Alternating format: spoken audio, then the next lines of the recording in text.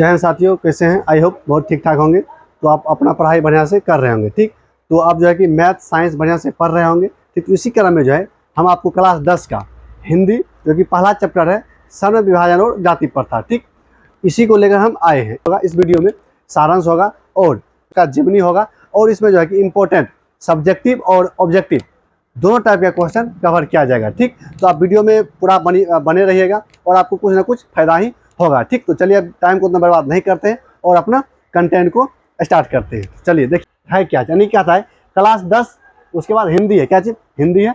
और चैप्टर का नाम क्या है? सर्ण विभाजन और जाति प्रथा। इसमें हम क्या रखने वाले हैं? इसमें क्वेश्चन होगा सब्जेक्टिव और ऑब्जेक्टिव। ठीक, जो देखिए इसमें हवाबाजी वाला क्वेश्चन होगा ना। ठीक, तो बहुत इंपॉर्टेंट यानी कि वेरी वेरी इंपॉर्टेंट, जिसको बोलते हैं VVI। ठीक, तो 100% परीक्षा में आने वाला सवाल होगा इसमें। पहले इसको सारांश जो है उसको हम देख लेते हैं, और सारांश से पहले क्या देखेंगे?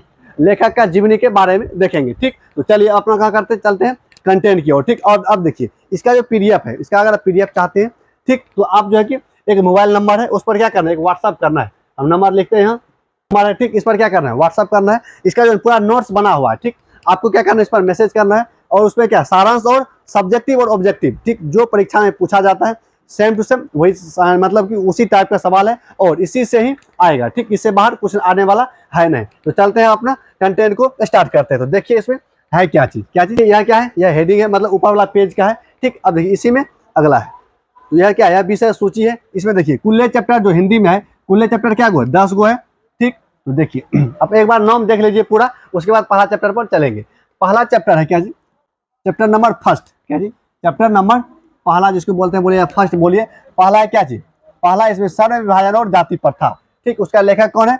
भीमराव अम्बेडकर है। ठीक, देखिए ये सब आपको रट जाना है। क्या जी? रट जाना है मुँह में। ठीक, क्या है? पहला चैप्टर का नाम है सर्ण विभाजन और जाति प्रथा है। ठीक, अगला चैप्टर क्या है? दूसरा चैप्टर है विश्व के दांत। ठीक, देखिए अभी सिर्फ जो है ना इसका चैप्टर का नाम देखिए, उसके बाद लेखक का नाम है। दूसरा चैप्टर है विश्व के दांत, लेखक है उसका, लेखक है कौन? नलिन विलोचन शर्मा है। अगला है भारत से हम क्या सीखे, इसका है मैक्स मूलर। उसके बाद है कि नाखून क्यों बढ़ते हैं। क्या चीज? नाखून क्यों बढ़ते हैं, इसका जो लेखक है, इसका लेखक है हजारी प्रसाद द्विवेदी। ठीक, अगला है क्या जी? चैप्टर नंबर 5 में है नागरी लिपि। क्या जी? नागरी लिपि है। इसका जो लेखक है, इसका लेखक है गुणाकर मूले। कौन है? गुणाकर मूले। अगला है क्या जी? बहादुर। क्या है? बहादुर, जिसको बोलते हैं चैप्टर नंबर 6 में है बहादुर। इसका लेखक कौन है? अमरकांत है। कौन है? अमरकांत। सबको एक बगल से देखेंगे, जितना भी VVI होगा उसको एक बगल से निपटाते चलेंगे। ठीक, आपको वीडियो में बने रहना है इस वीडियो के सीरीज में। अगला है परंपरा का मूल्यांकन, यानी कि मूल्यांकन, परंपरा का मूल्यांकन। इसका जो है लेखक कौन है? रामविलास शर्मा है। अगला है जीत जीत में निरखत हूँ। क्या चीज? जीत जीत मैं निरखत हूँ। इसका जो है लेखक कौन है? पंडित बिरजू महाराज। कौन है? पंडित बिरजू महाराज है। ठीक, याद रखना है कौन है? पंडित बिरजू महाराज है। उसके बाद है चैप्टर नंबर 9, इसमें है क्या जी? आविन्यो। इसका लेखक है अशोक वाजपेयी। कौन है? अशोक वाजपेयी है। उसके बाद है अगला चैप्टर नंबर 10 में, यानी कि चैप्टर 10 में मछली। क्या जी? मछली। इसका जो लेखक कौन है? विनोद कुमार शुक्ल है। क्या जी? मछली का जो लेखक है कौन है? विनोद कुमार शुक्ल है। अगला देखिए, अगला इसी में चैप्टर नंबर 11 में, इसमें है नौबत खाने में इबादत। चैप्टर नंबर 11 क्या है? नौबत खाने में इबादत। इसका जो लेखक है यतीन्द्र मिश्र। क्या जी?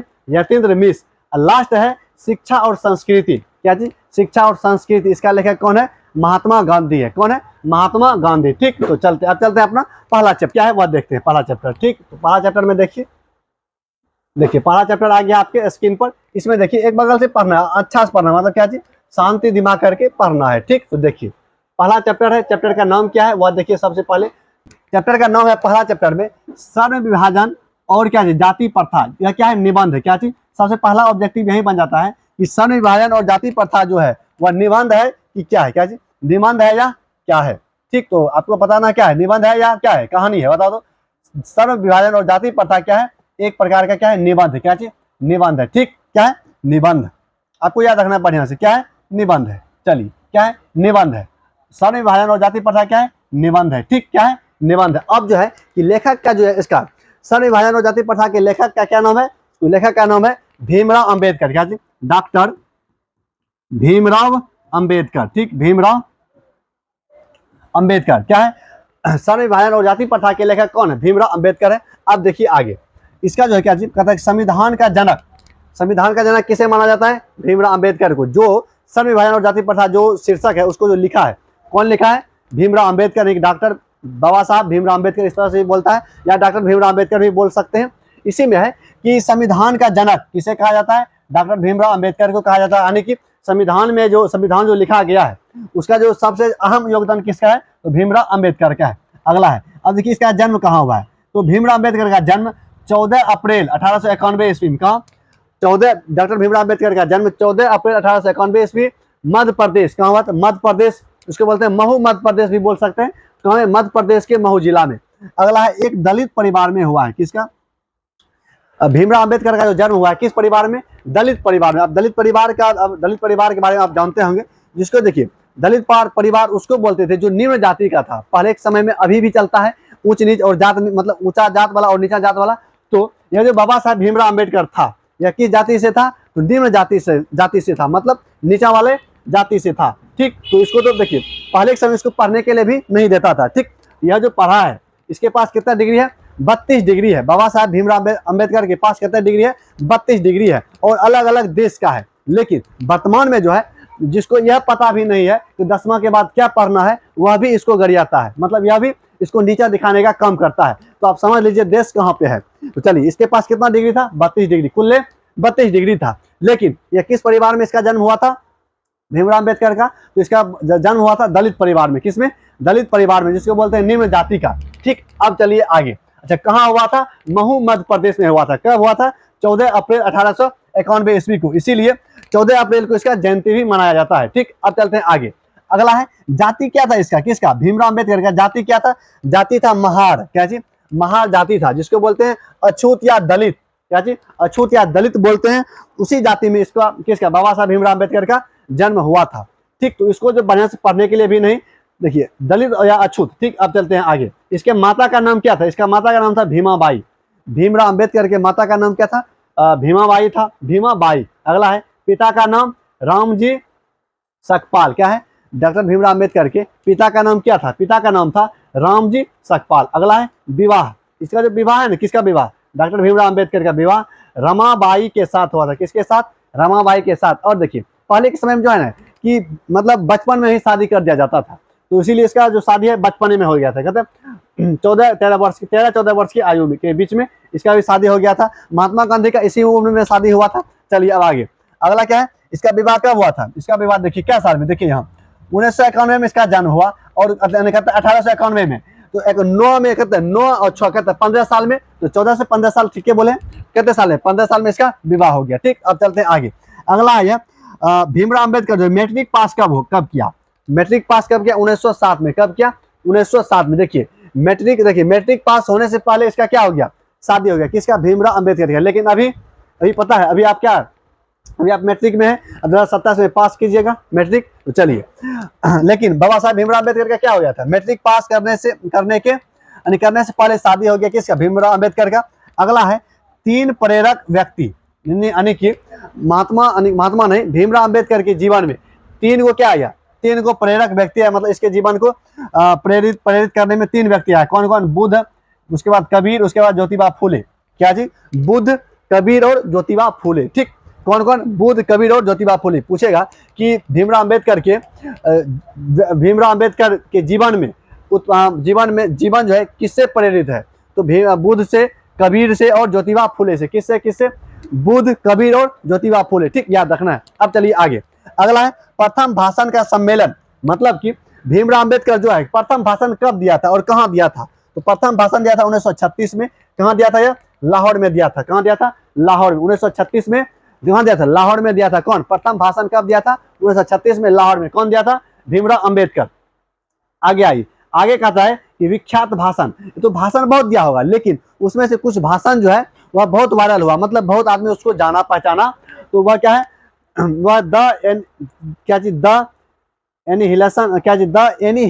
क्या चीज? यहाँ गलत लिखा है, एना लिखा है। क्या? Annihilation of caste. क्या चीज? The annihilation of caste. उसके बाद है जिसका हिंदी में अनुवाद, क्या चीज? अनुवाद है। क्या चीज? अनुवाद में से होगा। अनुवाद ललई सिंह यादव ने की, यानी कि द एनिहिलेशन ऑफ कास्ट। ठीक, तो उसका हिंदी अनुवाद किसने किया है? तो ललाई सिंह यादव ने क्या था, कौन क्या था, ललाई सिंह यादव। अब चलते हैं इससे आगे, ठीक, तो आगे देखिए इसी में है, इसी के जीवनी में है।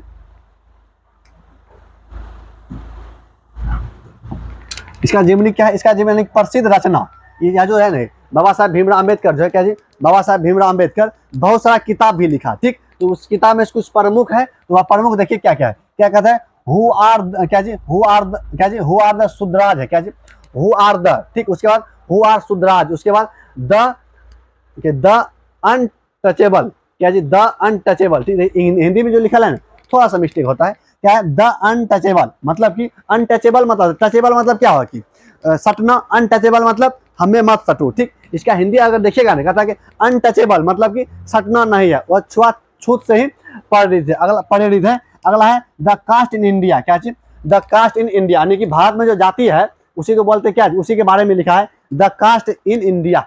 अगला है इसी में मौत, क्या चीज, भीमराव अम्बेडकर का मौत कब हुआ, इसका मौत हो गया 1956 में। कब हुआ है, भीमराव अम्बेडकर का जन्म कब हुआ, यानी कि जन्म तो कब 1891 हुआ 14 अप्रैल को, लेकिन इसका मृत्यु कब हुआ, तो मृत्यु हो गया 1956 में। कहाँ में, दिल्ली में, कहाँ हो गया, दिल्ली में हो गया, ठीक। अब चलते हैं क्या चीज, तो यह तो क्या हो गया, यह कुल मिलाकर बाबा साहब भीमराव अम्बेडकर का जीवनी हो गया, ठीक। अब चलते हैं, यह जो जीवनी है, जीवनी तो हो गया, यह जो 10वां में आपको जो पढ़ने के लिए है क्या चीज, सण विभाजन और जाति प्रथा, देखिए यह जो है भाषण का निबंध है, लेकिन इसका कुछ पार्ट ही आपको 10वां में दिया गया है, लेकिन अगर जो पूरा किताब जो अपने में लिखा है वह बहुत बड़ा है, ठीक, तो जो 10वां में जितना जरूरी था उतना दे दिया गया है। तो यही कहा गया है इसमें, सण विभाजन और जाति प्रथा क्या निबंध है, क्या सारांश, क्या जी, सारांश। सारांश का मतलब होता है संक्षिप्त में कुछ बोलना, कुछ लिखना, ठीक, उसी को क्या बोलते हैं, सारांश बोलते हैं, ठीक। तो अगर कहेगा अभी तक आपके जीवन में क्या क्या चला है वह एक पेज में लिखने के लिए संक्षिप्त में, उसी को क्या बोलेंगे, सारांश बोलेंगे, ठीक। तो चलिए इसमें कहता है सारांश को समझना है, उसके बाद आप अपने से किताब अगर पढ़िएगा तो आपको पूरा क्लियर हो जाएगा, अगर नहीं तो आप कमेंट कीजिएगा, हम उस पर भी कहानी पर भी वीडियो बना देंगे, ठीक। आइए आप आगे आइए। अगला है प्रस्तुत पाठ, मतलब क्या चीज, वह जो प्रस्तुत पाठ मतलब होता है, वह जो पाठ दिया गया, क्या पाठ का क्या नाम है, सण विभाजन और जाति प्रथा में जो लिखा है वही होता है प्रस्तुत पाठ। सण विभाजन और जाति प्रथा में लेखक ने जातीय आधार पर की जाने वाली असमानताओं के खिलाफ अपना विचार प्रकट किया है, यानी कि लेखक कौन है इसका, तो भीमराव अम्बेडकर है, ठीक। वही कहता है कि प्रस्तुत पाठ में लेखक ने मतलब भीमराव अम्बेडकर ने जाति के भेदभाव, जाति में जो भेदभाव हो रहा था, छुआछूत हो रहा था, ठीक, क्या चीज, भेदभाव हो रहा था, असमानता हो रहा था, कोई ऊंचा मतलब कोई ऊंचा जाति कोई नीचा जाति, यह सब क्या असमानता है, आदमी तो सब एक ही है, तो ऊंचा जात और मतलब बड़ा जात और छोटा जात कैसे हो गया, यह सवाल इसी जो है इसमें सवाल पूछता है, ठीक। तो कैसे हो गया, उसके बाद उसके खिलाफ अपना विचार प्रकट किया, मतलब अपना विचार प्रकट किया, कौन किया है, भीमराव अम्बेडकर। उसी में आगे देखिए अगला कहता है लेखक का कहना है, मतलब भीमराव अम्बेडकर का कहना है कि आज के परिवेश में, मतलब अभी के परिवेश में भी कुछ लोग जातिवाद के कटु समर्थक हैं। कहने का मतलब है अभी भी, क्या जी, अभी भी देखिएगा, अगर आप जैसे जो अगर कोई यादव है तो वह अपने यादव में ही शादी ब्याह करेगा, दूसरे कास्ट में शादी विवाह नहीं करता है, क्यों, क्योंकि यह प्रकोप किसका है, जातिवाद का है, किसका है, जातिवाद का है, ठीक। इसको कहता है कि जातिवाद को खत्म करने के लिए अभी जो वर्तमान में सरकार है वह भी क्या चाहता है, जातिवाद खत्म हो, ठीक। और अगर कोई अदर कास्ट से मतलब जाति से शादी विवाह करता है, सरकार कहता है 2 लाख रुपया सरकार देता है, इसलिए क्या करना है, सोच के रखना है, ठीक। अब चलते हैं आगे, आगे कहता है उसके अनुसार, मतलब किसके अनुसार, लेखक के अनुसार कार्य कुशलता के लिए सण विभाजन आवश्यक है, यानी कि लेखक कहता है कि काम के आधार पर क्या चीज, कार्य कुशलता के अनुसार जाति होना चाहिए, ना कि एक फिक्स होना चाहिए। जैसे मान लीजिए क्या चीज, जो पूजा पाठ कराए उसको क्या बोलेंगे, ब्राह्मण, मतलब शुरू से चलता आ रहा है, लेकिन अगर ब्राह्मण में कोई देखिए क्या चीज मुख चपाट भी रहता है, ऐसा थोड़े के सब पढ़िए लेता है, कहते हैं स्मैकर भी होता है, मतलब गंजा पी के सुतल रहता है, गुटखा खाता है, वह सबको भी ब्राह्मण बोलेगा, नहीं, यही कहता है लेखक, ठीक। अगला है क्योंकि जाति प्रथा सण विभाजन का ही दूसरा रूप है, क्या जाति प्रथा सण विभाजन का ही दूसरा रूप है। कहने का मतलब यह है जाति प्रथा मतलब अभी के समय में देखिएगा कि काम एक जाति के आधार पर फिक्स कर दिया गया है। जैसे अगर अब कोई ब्राह्मण है सिर्फ वही पूजा कराएगा, है कि नहीं, जाति के आधार पर बढ़ गया है, तो सण विभाजन मतलब काम करने का जो है तरीका वह बढ़ दिया गया है। अगर देखिए कोई क्या चीज, कोई क्या बढ़ई है तो वह बढ़ई ही सिर्फ काम करेगा लकड़ी का, तो अब देखिए धीरे धीरे खत्म होता जा रहा है, लेकिन अभी भी क्या उसका दबदबा है। तो यानी कि अभी भी पूर्ण रूप से खत्म नहीं हुआ है। वही कहता है, यहाँ देखिए, कहता है सर्व विभाजन आवश्यक है क्योंकि जाति प्रथा सर्व विभाजन का ही दूसरा रूप है। लेकिन लेखक की आपत्ति है कि जातिवाद सर्व विभाजन के साथ साथ, यानी कि जातिवाद सर्व विभाजन के साथ साथ श्रमिक विभाजन का रूप लिए हुए है। यानी कि जातिवाद जो है, जातिवाद सर्व विभाजन के साथ साथ श्रमिक रूप, मतलब मजदूर को भी बांट दिया गया है, मैं बढ़ रहा है। जैसे सर्व विभाजन होगा तो ऑटोमेटिक सर्व विभाजन होगा के रूप में है। उसके बाद है श्रम, यानी श्रम मतलब मजदूर। श्रम विभाजन किसी भी सभ्य समाज के लिए आवश्यक नहीं है। कहने का मतलब यह है कि श्रम विभाजन किसी भी सभ्य समाज, मतलब कि जो आदर्श समाज होता है उसके लिए सफिशिएंट, मतलब अच्छा नहीं है। ठीक, सभ्य समाज के लिए आवश्यक नहीं है। कहने का मतलब यह है, मान लीजिए क्या चीज कि जो बहुत गरीब है वह राजपूत है, मतलब ऑब्वियसली होता नहीं है वैसे, अगर है मानने में क्या जाता है, कुछ नहीं, राजपूत है मतलब ऊंचे जात का है, उसके पास कुछ नहीं है। ठीक, बेचते बेचते वह जमीन भी बेच के खा गया है सब, तो उसके बाद अब वह क्या करेगा, वो तो अपने, अगर वह जाति को लेकर सोचेगा तो उसका जाति तो कम करता नहीं है, कैसे करेगा। इसलिए जो है वह आवश्यक नहीं है, वह भूखे मर जाएगा, मरने के बाद कुछ दूसरा कोई उपाय है नहीं। तो वही कहता है कि क्या है कि सब समाज के लिए ठीक नहीं है। उसके बाद अगला, परंतु भारत की जाति प्रथा श्रमिकों का अस्वाभाविक विभाजन करती है। यानी कि भारत में जो जातिवाद है वह अस्वाभाविक रूप से मजदूर का विभाजन करता है। अगला है, और इन विभिन्न वर्गों को एक दूसरे की अपेक्षा ऊंच नीच भी करार देती है। यानी कि ऊंच नीच तो आप सुने ही होंगे कि उच्च जाति और नीच जाति। ठीक, तो उस तरह से कहता है क्या चीज, इन विभिन्न वर्गों को, मतलब अलग अलग जाति वाले को क्या जी, एक दूसरे की अपेक्षा, मतलब एक दूसरे से अपेक्षा तुलना करके ऊंच नीच की प्रकार कर देता है। जैसे देखिए, आप सुने होंगे क्या चीज, ब्राह्मण जाति का ऊंचा होता है और ब्राह्मण के बाद जो होता है सब क्या होता है, निम्न जाति का होता है। आप ऐसे अपने पापा से या अपने दादा से सुनिएगा। ठीक, अभी तो उतना नहीं होता है लेकिन बहुत कम होता है। अब चलते हैं आगे। अगला इसी में क्या है, इसमें देखिए,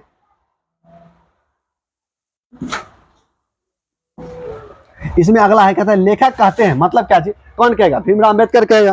तो लेखक कहता है कि जाति के आधार पर श्रम विभाजन की, यानी कि जाति के आधार पर, देखिए लेखक कहते हैं कि जाति के आधार पर श्रम विभाजन विश्व के किसी भी समाज में नहीं पाया जाता। यानी कि भारत को छोड़कर, क्या चीज, भारत को छोड़कर दुनिया में, पूरा विश्व में कहीं भी यह जाति पाति नहीं पाया जाता है। ठीक, मतलब जाति जो है, जाति हिंदू मुस्लिम धर्म ये सब कहीं नहीं पाया जाता है, अगर भारत को छोड़ दे तब। यानी भारत पाकिस्तान सबको छोड़ दें, मतलब ठीक, देखिए धर्म अलग चीज है, धर्म हिंदू मुस्लिम धर्म है, लेकिन जाति अलग चीज है। ठीक, तो जाति नहीं है, क्या जाति कहीं नहीं है, धर्म तो बहुत सारे देश में है लेकिन जाति नहीं है। आगे देखिए अगला है, हाँ क्या चीज, विश्व के किसी भी समाज में नहीं पाया जाता है। ठीक, आगे देखिए अगला है, जाति प्रथा को यदि श्रम विभाजन मान भी लिया जाए, क्या जी, जाति प्रथा को यदि श्रम विभाजन मान भी लिया जाए तो स्वाभाविक नहीं, यानी कि स्वाभाविक नहीं है, यानी कि स्वाभाविक नहीं है, क्योंकि यह मनुष्य की रुचि पर आधारित नहीं, यानी कि मनुष्य की रुचि पर आधारित नहीं। इसीलिए सक्षम समाज का कर्तव्य है कि, मतलब कि सक्षम, मतलब जो समाज सक्षम है उसका कर्तव्य है कि वह व्यक्तियों को अपने रुचि या क्षमता के अनुसार पैसा अथवा कार्य चुनने के योग बनना, मतलब बनाया जाए। कहने का मतलब सीधा सीधी है, ऐसा नहीं है कि जो पढ़ा लिखा नहीं है वह भी पूजा करा सकता है, या मान लीजिए जो पढ़ा लिखा नहीं होगा वह पढ़ा सकता है, नहीं पढ़ा सकता है, या कोई एक्सपर्ट है किसमें, मतलब कोई दर्जी है तो जो सीखा है वही कर सकता है दर्जी वाला काम। ऐसा थोड़े है कि कोई उठ के आएगा मशीन चलाने लगेगा शर्ट पैंट सी देगा, नहीं। क्या है, यानी कि जो जिस काम के लिए चाहता है मनुष्य अपने इच्छा से, उसको वह काम करने का आज़ादी होना चाहिए। इसी यही कहता है कौन, योग बनाया जाए। इस सिद्धांत के विपरीत जाति प्रथा एक दूषित सिद्धांत है। सिद्धांत यह है कि इससे मनुष्य के माता पिता के सामाजिक स्तर के अनुसार पैसा अपनाने के लिए मजबूर होना पड़ता है। ठीक, तो इसमें कहता है कि जो काम, यानी जो जाति प्रथा में है, जो काम आपका पिता कर रहा है वही काम आपको भी करना होगा। जाति प्रथा में यही है। ठीक, तो अब जो है कि जाति प्रथा में ऐसा होता है, तो ऐसा होता है, लेकिन अब क्या है, इसी को कहता है खत्म करने के लिए। अगला है कि जाति प्रथा में गर्भधारण, क्या जी, गर्भधारण, जाति प्रथा में गर्भधारण के समय ही मनुष्य का पैसा निर्धारित कर दिया जाता है, जो और न्यायपूर्ण है। यानी कि कहने का मतलब है, अगर क्या जी, अगर आप ब्राह्मण में क्या जी, अगर आप ब्राह्मण के घर में आप पैदा हो गए तो आपको क्या करना है, पूजा ही कराना है। दूसरा आप काम नहीं कर सकते हैं, किस में, जाति प्रथा में। अगर आप क्या जी ब्राह्मण के बाद दूसरे में, दलित में या शूद्र में आप ले लिए तो आपको क्या करना है। अगर आप क्षत्रिय के यहाँ जन्म ले लिए तो आपको लड़ना ही है, आपको क्या चीज सबसे लड़ना ही है, मतलब युद्ध करना है। अगर आप क्या चीज वैश्य में ले लिए तो आपको व्यापार करना है। ये सब पहले था ना। अब देखिए अभी तो कोई लिमिट है ना, अगर कोई भी आप कोई भी काम कर सकते हैं। अब संविधान से देश चलता है। तो आप दूसरा देखिए आगे है कि जाति प्रथा पैसों का दोषपूर्ण निर्धारण ही नहीं करती। क्या चीज, जाति प्रथा जो पैसों का दोषपूर्ण निर्धारण ही नहीं करती, बल्कि जीवन में क्या, बल्कि जीवन भर के लिए मनुष्य को एक ही पैसे से बांध भी देती है। यानी कि मतलब बांध देती है। सब क्लियर है, ठीक। आगे देखिए, इसी के कारण यदि किसी उद्योग धंधे या तकनीक में परिवर्तन हो जाता है तो लोग को भूखे मरने के अलावा कोई चारा नहीं रह जाता है। ठीक, कहने का मतलब यह है कि मान लीजिए क्या जी, मान लेते हैं जो काम है, जो किसी वर्ग के विशेष पर काम बटा हुआ है, वह काम में परिवर्तन हो गया। अब तो बहुत दिन से चलता आ रहा है प्रथा, तो वह सोचेगा कि हम कैसे काम छोड़ेंगे या हम दूसरा काम कैसे करेंगे। तो उपाय नहीं है तो वह काम नहीं करेगा, काम नहीं करेगा तो भूखे मरेगा, उसका दूसरा कोई उपाय है नहीं। अगला है, क्योंकि खास पैसे में बंधे होने के कारण वह बेरोजगार हो जाता है। यानी कि उसका काम नहीं मिलेगा तो क्या होगा, वह दूसरा काम करने के लिए चाहेगा नहीं। जब दूसरा काम नहीं करेगा तो वह क्या हो जाएगा, वह बेरोजगार हो जाएगा। ठीक, अगला देखिए, अगला है इसी में हिंदू धर्म। क्या जी, हिंदू धर्म में यानी हिंदू धर्म की जाति प्रथा किसी भी व्यक्ति को क्या जी, किसी भी व्यक्ति को उसका ऐसा पैसा चुनने की अनुमति नहीं देता है जो उसका पैतृक पैसा ना हो। कहने का मतलब यह है कि हिंदू धर्म में, यानी कि किताब में क्या लिखा है, हिंदू धर्म में ही लिखा है। तो कहता है कि हिंदू धर्म में बहुत सारा जाति प्रथा होता है। तो उसमें क्या है कि उसमें कहा गया है कि आप देखिए विशेष जो प्रथा चले आ रहा है पहले से, तो उसमें फिक्स काम कर दिया गया है। तो कहा गया है कि अगर आप वह काम नहीं करने के लिए देगा, ठीक, तो वह क्या करेगा, दूसरा काम करने में उसको मन ही नहीं लगेगा। या तो वह कहेगा कि लोग क्या कहेगा ना, अगर कहेगा कि लोग क्या कहेगा तो वह दूसरा काम करने के लिए नहीं चाहेगा। ठीक, उसको कितनों कहेगा तो वह नहीं करेगा, तो वह क्या करेगा, लास्ट में वह भूखा ही मरेगा। ठीक, तो चलिए अब देखिए इसी में आगे क्या है।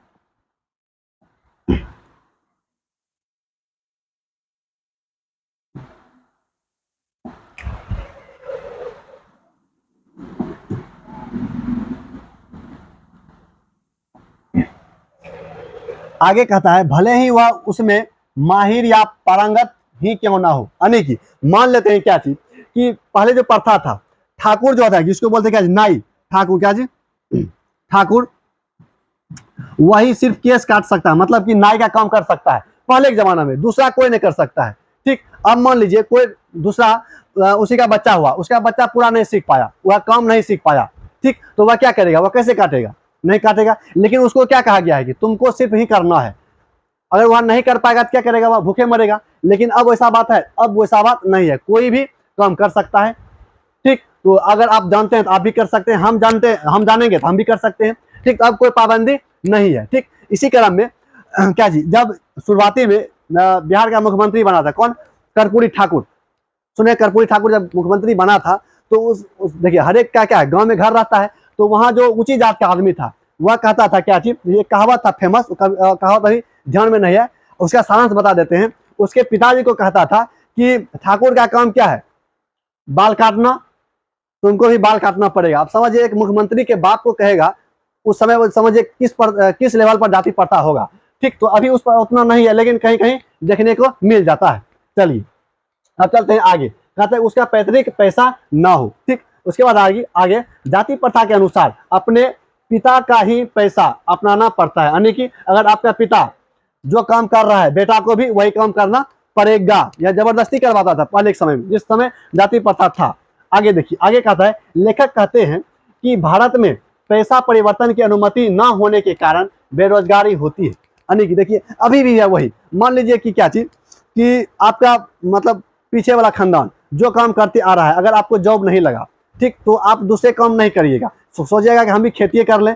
आपको बिजनेस नहीं करना चाहिएगा, हालांकि बिजनेस करने में कुछ पैसा ज्यादा लगता है, लेकिन आप छोटा धंधा भी दूसरा नहीं कर, मतलब वो एक अलग टाइप का फीलिंग होता है, नहीं होता है। तो चलिए, तो वो सब क्या है, वो सबको देखिए कारण इसमें होता है क्या चीज की दिमाग में आ जाता है कि लोग क्या कहेगा, नहीं यह सोचना नहीं है, लोग कुछ भी कहे, आपका जो है कि घर का खर्चा लोग नहीं चलाने वाला है। ठीक, आप चलते हैं, यानी कि बेरोजगार हो जाता है, नहीं हो जाता है। ठीक, देखिए अभी भी होता है कि पढ़ते पढ़ते क्या होता है, बहुत टाइम लगता है, क्या कंपटीशन बहुत ज़्यादा है, जॉब नहीं लगता है, तो वह घर आ जाता है।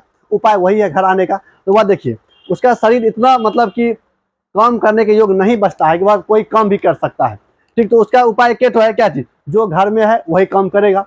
तो चलिए खैर उस सब तो सब लगल रहता है। अब चलते हैं आगे। आगे कहता है कि जाति क्या चीज, जाति प्रथा से किया गया श्रम विभाजन किसी भी स्वेच्छा पर निर्भर नहीं करने की, जो श्रम है वह किसी भी इच्छा पर निर्भर नहीं करता है। इच्छा तो चाहता है कि हम काम करें, लेकिन समाज के डर से नहीं कर पाता है। अगला देखिए, अगला कहता है किसी के कारण, यानी कि जिसके कारण लोग निर्धारित कार्यों को रुचि क्या जी रुचि के साथ विश्वास क्या जी विश्वासता करते हैं, मतलब विश्वास करते हैं, वही काम करने में विश्वास करते हैं। अगला है इसी प्रकार जाति प्रथा व्यक्ति की स्वाभाविक प्रेरणा, रुचि व आत्मशक्ति को दबाकर क्या आत्मशक्ति को क्या करता है, दबा देता है। मतलब इच्छा करता है अंदर से करने का, लेकिन बाहरी समाज के डर से वह करता नहीं है। लोग क्या कहेगा, सवाल यही आता है कि लोग क्या कहेगा, और अंततः क्या करता है, अपनी इच्छा को दबा देता है। अगला आइए, कहता है कि स्वाभाविक नियमों में जकड़ कर, यानी कि जो पहले से नियम बना मतलब चलते आ रहा है, उस नियम में जकड़ कर निष्क्रिय बन जाता है, मतलब घर बैठ जाता है या काम को छोड़ देता है। उसी वही होता है क्या, निष्क्रिय। निष्क्रिय का अर्थ होता है कि कोई भी काम करना छोड़ दे। ठीक, उसी को क्या बोलेंगे, निष्क्रिय, मतलब निष्क्रिय कर देता है। आगे देखिए, आगे है इसी में,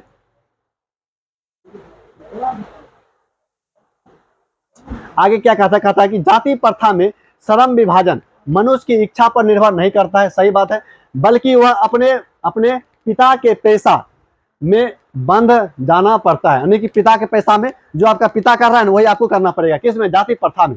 ऐसी स्थिति में जहां काम करने वाले का ना दिल लगता है और ना दिमाग, मतलब कि जब अगर कोई आपसे कोई भी काम जबरदस्ती कराएगा तो करने में मजा आएगा, नहीं आएगा, नहीं दिल लगेगा। वही कहता है कि नहीं दिल लगता है और ना ही दिमाग। कहता है कोई कुशलता भी प्राप्त नहीं की जा सकती है। ठीक, इसीलिए लेखक कहते हैं, मतलब भीमराव अंबेडकर कहते हैं कि आर्थिक पहलू से भी जाति प्रथा एक हानिकारक प्रथा है। यानी कि लेखक कहते हैं मतलब क्या है, आर्थिक पहलू कहने मतलब क्या है, अगर आपके पास पैसा नहीं है, वह क्या आर्थिक है, क्या जी आर्थिक मतलब धन संपत्ति, तो आर्थिक पहलू से भी जाति प्रथा हानिकारक। अगर आपके पास पैसा नहीं भी है ना, तो उससे ज्यादा खतरनाक है क्या जी, यह जाति प्रथा। ठीक, क्या जी अगर आपके पास पैसा नहीं है, तो आप पैसा नहीं है, दूसरे से अगर पैसा भी आप ले भी लीजिएगा, तो अगर आप जाति के डर से काम नहीं स्टार्ट कीजिएगा, वही कहता है कि आर्थिक पहलू से भी अधिक खतरनाक है कौन, जाति प्रथा। ठीक, अब चलते हैं आगे। अगला कहता है कि समाज में रचनात्मक पहलू पर, क्या समाज के रचनात्मक पहलू, मतलब कि समाज जिस नियम कानून के अनुसार बना है, उसका रचनात्मक पहलू पर विचार करते हुए लेखक कहते हैं, यानी कि लेखक कौन है, भीमराव अम्बेडकर है। ठीक, लेखक कहते हैं कि आदर्श समाज वह है, मतलब क्या, आदर्श मतलब क्या है, अच्छा समाज। तो अच्छा समाज वह है जिसमें स्वतंत्रता, मतलब क्या चीज, स्वतंत्रता हो, किसी के दबाव में काम ना करे। ठीक, उसके बाद समानता, सब बराबर हो। ठीक, उसके बाद भाईचारा मतलब चाहे कोई भी हो, एक दूसरे से क्या रखना है, भाईचारा का भावना रखना है, किसी से क्या चीज घृणा द्वेष नहीं रखना है, भाईचारा को महत्व दिया जा रहा हो। मतलब आदर्श समाज उसी को कहेंगे जिसमें क्या हो, स्वतंत्रता हो, समानता हो, भाईचारा को महत्व दिया जा रहा हो। लेखक कहता है भाईचारे की तुलना दूध पानी के मिश्रण से किया गया। यानी कि लेखक जो है ना, ये जो भाईचारा है, भाईचारा का मतलब क्या है, लेखक तुलना क्या है, किससे, भाईचारा का तुलना क्या है, दूध और पानी से। जिस प्रकार से दूध और पानी एक दूसरे से अलग हो सकता है, कभी नहीं हो सकता है, उसी प्रकार से क्या होना चाहिए था, भाईचारा होना चाहिए एक समाज में। ठीक, अगला आइए, मिश्रण से क्या है, मतलब तुलना क्या है, ऐसे भाईचारा को दूसरा लोकतंत्र कहते हैं। यानी कि भाईचारा क्या है, एक लोकतंत्र का दूसरा रूप है। ठीक, अब चलते हैं आगे। अगला है कि अच्छा लोकतंत्र मतलब समझ रहे हैं, लोकतंत्र का मतलब होता है, देखिए भारत में क्या है, भारत में लोकतंत्र, क्या चीज लोकतंत्र है। कहने का मतलब यह है कि वैसा तंत्र मतलब सिस्टम, वैसा सिस्टम जो किसके द्वारा, जनता के द्वारा बनाया गया हो, उसी को क्या बोलेंगे, लोकतंत्र बोलेंगे। इसका लोकतंत्र का जो है ना, आप बढ़िया से जानिएगा, किसमें, हिस्ट्री में जानिएगा, किसमें, हिस्ट्री या क्या सिविक्स में, क्या चीज सिविक्स में लोकतंत्र का बढ़िया से पढ़ाई होता है। चलिए अब देखिए आगे कहता है कि यानी कि लेखक अंत में कहते हैं कि समाज में एक दूसरे के प्रति श्रद्धा और सम्मान की भावना रखना चाहिए। इसमें जो लिखा है ना वह समाज में इसका उल्टा होता है, बिल्कुल उल्टा। इसमें क्या लिखा है कि लेखक अंत में कहते हैं, मतलब यह कहानी जो है कि सर्व विभाजन और जाति प्रथा, इसके अंत में कहते हैं कि समाज में एक दूसरे के प्रति क्या चीज, श्रद्धा, मतलब क्या श्रद्धा, उसके बाद सम्मान की भावना रखना चाहिए ताकि समाज में जाति प्रथा का अंत किया जा सके। लेकिन क्या होता है समाज में एकदम से उल्टा।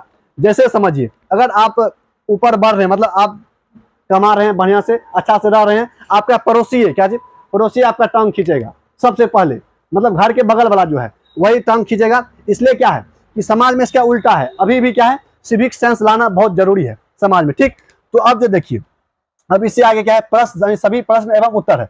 प्रश्न उत्तर को देखेंगे इससे अगले वीडियो में। इस वीडियो में हम क्या देखें, सिर्फ सारांश, लेखक का जीवनी और कहानी का सार, मतलब सारांश देखें, ठीक। तो इस वीडियो में इतना ही रखेंगे। जय हिंद, जय भारत।